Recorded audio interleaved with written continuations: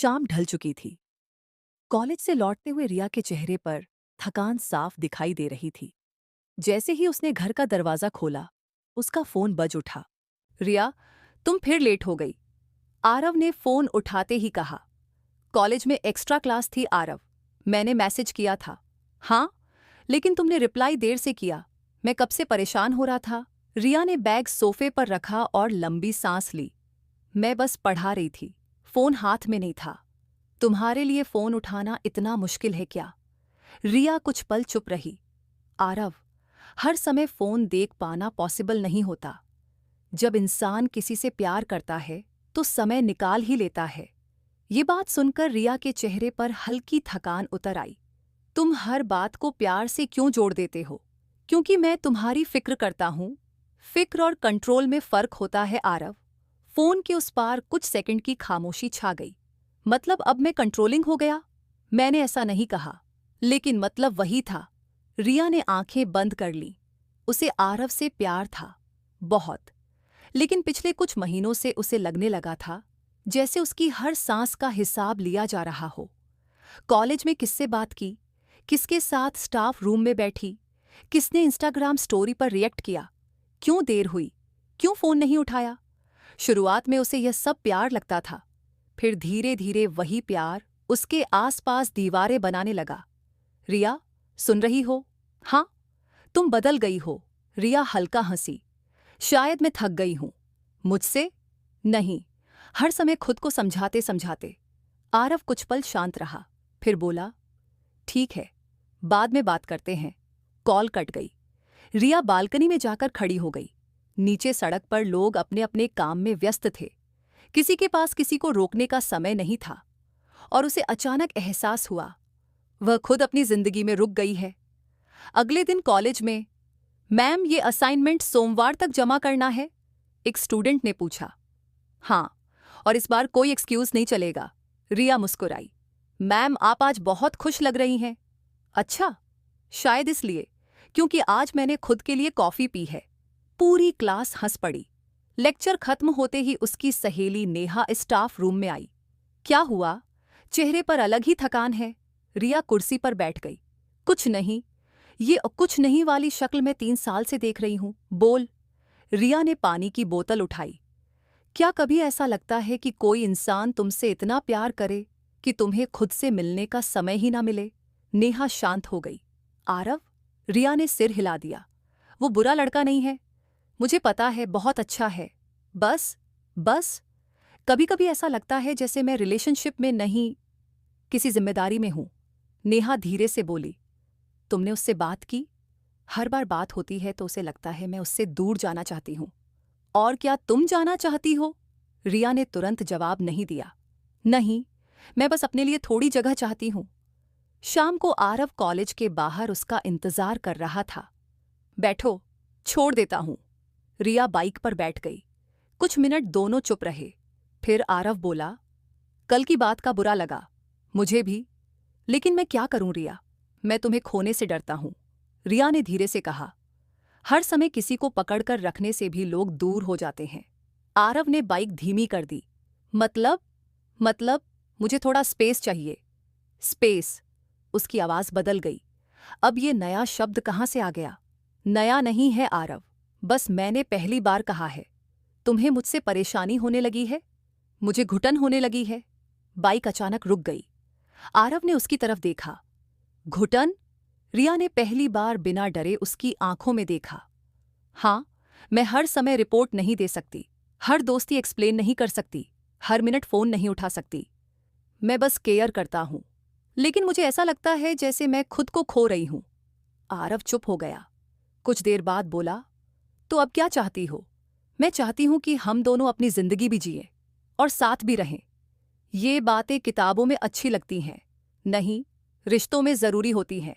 आरव ने हल्का कटाक्ष किया। और ये ज्ञान तुम्हें नेहा ने दिया होगा। रिया नाराज हो गई। देखो, यही बात है, तुम हर उस इंसान से परेशानी महसूस करते हो जो मुझे समझता है, क्योंकि मुझे लगता है वो तुम्हें मुझसे दूर कर रहे हैं। नहीं आरव, तुम खुद मुझे दूर कर रहे हो। यह सुनकर दोनों फिर चुप हो गए।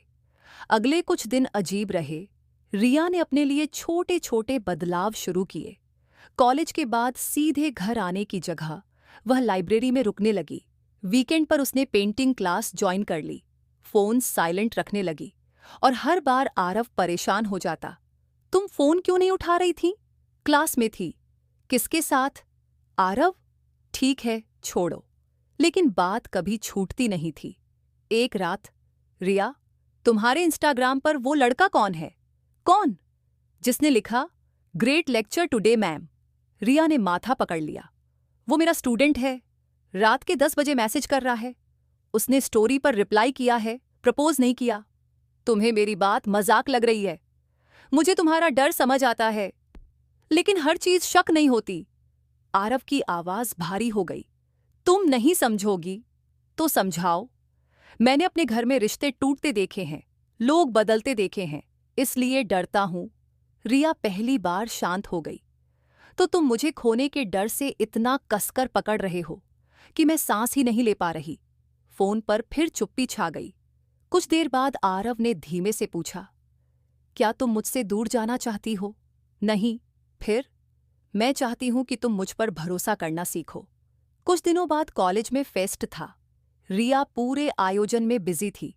उसने फोन बैग में रखा हुआ था। जब उसने रात को फोन देखा, आरव के 27 मिस्ड कॉल थे। रिया ने तुरंत कॉल किया। तुम ठीक हो? आरव ने घबराकर पूछा। हाँ, मैं कॉलेज में थी। इतने घंटे? फेस्ट था। एक मैसेज नहीं कर सकती थी? रिया थक चुकी थी। आरव, मैं हर समय किसी को अपडेट नहीं दे सकती। मैं कोई नहीं हूं। तुम हो, लेकिन मेरी पूरी जिंदगी नहीं हो। ये सुनते ही आरव चुप हो गया। ओह, अच्छा, मैंने गलत मतलब में नहीं कहा। लेकिन सच तो यही है ना? रिया ने धीरे से कहा। सच ये है कि मेरी अपनी भी जिंदगी है। अगले दिन आरव उससे मिलने आया। कॉलेज के पीछे वाले पार्क में दोनों बैठे थे। तुम बदल गई हो, आरव ने कहा। नहीं, शायद अब मैं बोलने लगी हूं। पहले तुम्हें मेरी केयर अच्छी लगती थी, आज भी लगती है। फिर दिक्कत क्या है? रिया ने गहरी सांस ली। दिक्कत ये है कि तुम मुझे प्यार करते करते भूल गए कि मैं एक अलग इंसान भी हूं। आरव उसकी तरफ देखने लगा। मैं तुम्हारी गर्लफ्रेंड हूं, लेकिन सिर्फ वही नहीं हूं। मैं टीचर हूं, दोस्त हूं, बेटी हूं, और सबसे पहले मैं खुद हूं। आरव ने धीरे से पूछा, और अगर मैं बदल ना पाया तो? रिया की आंखें भर आईं। तो शायद एक दिन मैं टूट जाऊंगी। आरव ने पहली बार उसकी थकान देखी। वो लड़की जो हमेशा हंसती थी, अब हर बात सोचकर बोलती थी। मैं इतना बुरा हूं? नहीं, तुम बस बहुत डरे हुए हो। और तुम? मैं बहुत दब चुकी हूं। हवा में हल्की ठंडक थी। कुछ देर बाद रिया ने कहा, मैं रिश्ता खत्म नहीं करना चाहती, लेकिन मैं खुद को भी खत्म नहीं कर सकती।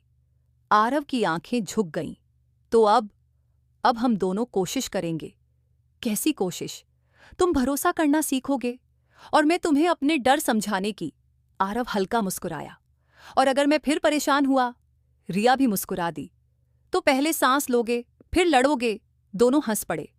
धीरे धीरे चीजें बदलने लगीं। एक शाम, रिया, आज पेंटिंग क्लास है ना? हाँ। एंजॉय करना? रिया ने हैरानी से पूछा। बस, कोई पूछताछ नहीं। बहुत मन था पूछने का। आरव हंसा, लेकिन कंट्रोल कर लिया। रिया भी हंस दी। प्रोग्रेस? हाँ, थोड़ी थोड़ी। कुछ दिनों बाद, आरव, मैं शनिवार को नेहा के साथ बाहर जा रही हूं। ठीक है, बस ठीक है। हाँ, लेकिन फोटो भेज देना, क्योंकि मुझे तुम्हारी याद आएगी। रिया मुस्कुराई। ये वाली केयर अच्छी लगती है। रात को बालकनी में खड़ी रिया आसमान देख रही थी। फोन बजा। हाँ, क्या कर रही हो? आरव ने पूछा। अपने साथ थोड़ा समय बिता रही हूं। और उसमें मेरी जगह है? रिया हल्का हंसी। हाँ, लेकिन इस बार इतनी कि दम ना घुटे। फोन के उस पार भी मुस्कान थी। रिया? हूं? थैंक यू, मुझे छोड़ने की बजाय समझाने के लिए। रिया की आंखें नम हो गईं। और थैंक यू, मुझे समझने की कोशिश करने के लिए। कुछ पल दोनों चुप रहे। फिर रिया ने आसमान की तरफ देखते हुए कहा, प्यार में साथ रहना जरूरी है, लेकिन खुद के लिए जगह बचाए रखना भी उतना ही जरूरी है।